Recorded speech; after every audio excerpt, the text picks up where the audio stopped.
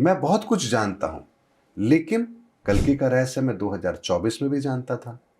उनके प्राकट्य का समय भी मुझे पता था, लेकिन मैंने तब आप लोगों के सामने बात नहीं रखी। एक जो हम होगा, धर्मों में अलग अलग बटे हुए हैं, वो जो परिकल्पना हम धर्म की करते हैं, सनातन में ये सब लागू नहीं होती है। जब इस सृष्टि का एक कण भी बिना सनातन के निर्मित नहीं हो सकता, तो कोई धर्म कैसे हो सकता है।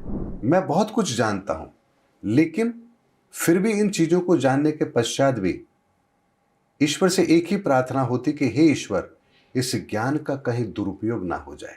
तो बहुत संभल करके, सचेत होकर के मैं किसी भी चैनल पर कोई बात कहता हूं। समय से पहले नहीं कहता।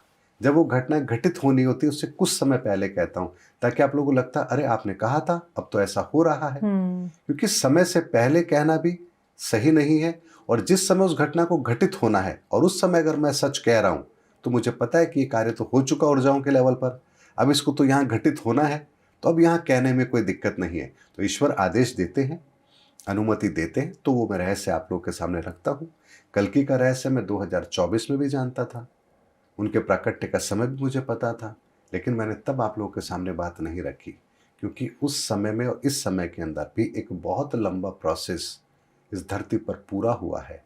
इसीलिए अब उसका जब समय आ चुका है, तब ये बात आप लोगों के बीच में रखना सही भी है, और अब लोगों को ये बात समझ में आएगी कि हाँ, वास्तव में हमें किस रास्ते पर जाना है। इस धरती पर अगर हम आए हैं और इस समय पर 2026 में मौजूद हैं, तो हमारे लिए एक बहुत बड़ा सुनहरा अवसर है कि हम उस सनातन को समझें और अपने कदम सनातन के रास्ते पर बढ़ाएं, क्योंकि भविष्य सनातन का ही है।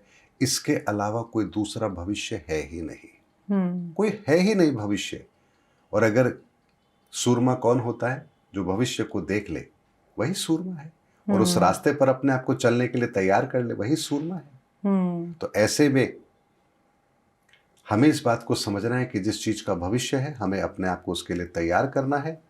और सनातन का उदय तो हो चुका है, अब तो केवल इस पूरे विश्व के अंदर सनातन की ध्वजा लहरानी है, जो कार्य भी बहुत आसानी से 2027 के एंड तक हो जाएगा। ये निश्चित तौर पर होगा, इसको कोई रोक नहीं सकता। तो यानी पूरा विश्व फिर एक ही हो जाएगा। बिल्कुल, पूरा विश्व एक जो हम होगा। धर्मों में अलग अलग बटे हुए हैं, वो जो परिकल्पना हम धर्म की करते हैं, सनातन में ये सब लागू नहीं होती है।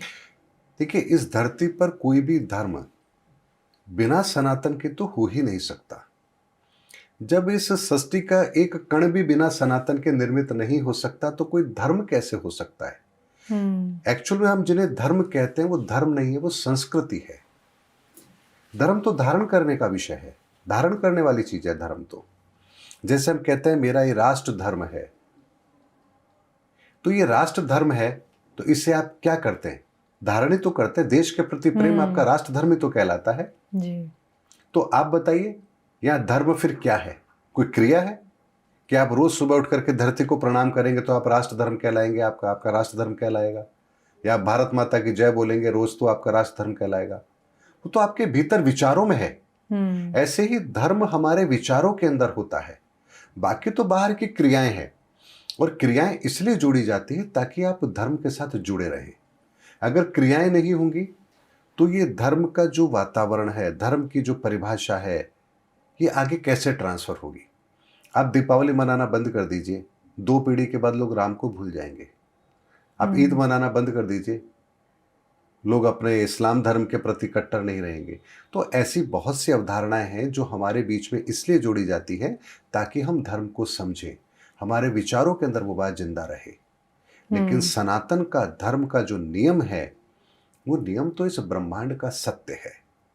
और पहले के समय पर हमारे ऋषि मुनि ही नहीं, आम व्यक्ति भी सनातन को मानता था, जानता था। इसलिए बहुत सारी ऐसी लोकायुक्ति हैं हमारे बीच में जिनको आज हम फॉलो भी करते हैं, लेकिन हमें पता ही नहीं हम क्यों फॉलो करते हैं। कोई शब्द का निर्माण होता है, कोई शब्द हम बोलते हैं, हमें पता ही नहीं है वो क्यों बोला जाता है। जैसे आपने सुना होगा यशस्वी भवा एक आशीर्वाद होता था। अब यशस्वी भवा क्यों होता था आशीर्वाद। एक होता है ऐश्वर्य, एक होता है वैभव। क्या फर्क होता है इन दोनों के बीच में। वैभव वो है जो आप दुनिया की चकाचौंध को देख रहे हैं, जो बाहरी दुनिया से जो बाहरी दुनिया से है। और ऐश्वर्य वो है जो ईश्वरीय वरदान है। ईश्वरीय वरदान जब आपको मिलता है, आपको ऐश्वर्य मिलता है, तो आप यशस्वी बनते हैं, आपके गुणों का गुणगान होता है। तो यहाँ हमारे जो बुजुर्ग थे वो भी हमें क्या आशीर्वाद देते थे, यशस्वी भव। यानी हम उस मार्ग पर चलें, ईश्वर के बताए उस मार्ग पर चले, ताकि हमें ऐश्वर्य की प्राप्ति हो। तब देखिए, वो सनातन को नहीं जानते होते तो क्या ये शब्द बोलते? कभी नहीं बोल सकते थे, लेकिन वो जानते थे। इसीलिए हमें सनातन को समझना है, हमारे रोज के जीवन के अंदर सनातन के विचारों को शामिल करना है। और अगर सनातन के विचारों को अपने जीवन में शामिल करेंगे तो निस्संदेह हम जीवन के अंदर उन बुलंदियों को प्राप्त करेंगे, जिन बुलंदियों को प्राप्त करने के लिए आज हम पूरा जीवन लगा देते हैं और फिर भी हम उसका 1% भी हासिल नहीं कर पाते।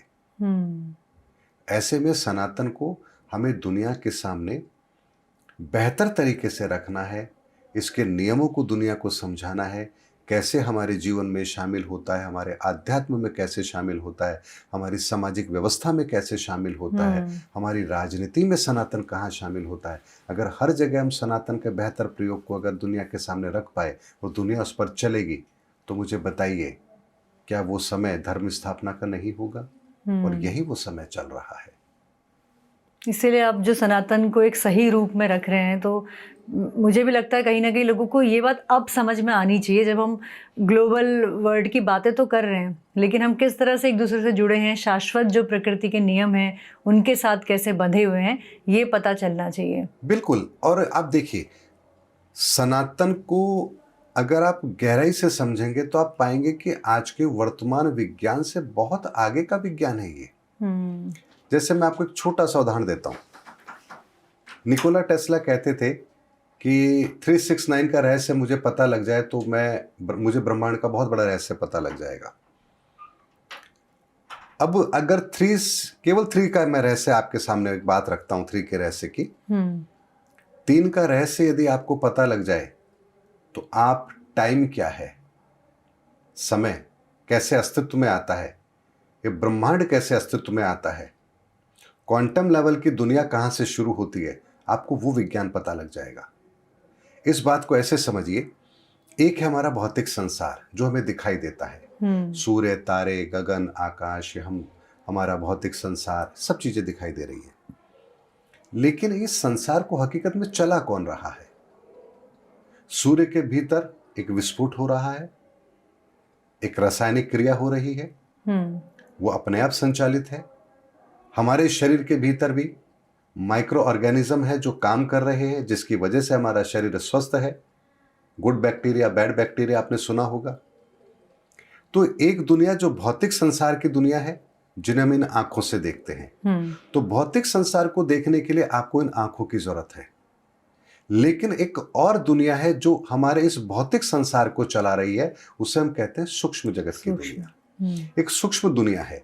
इस सूक्ष्म दुनिया को देखने में हमारी ये आंखें सक्षम नहीं है।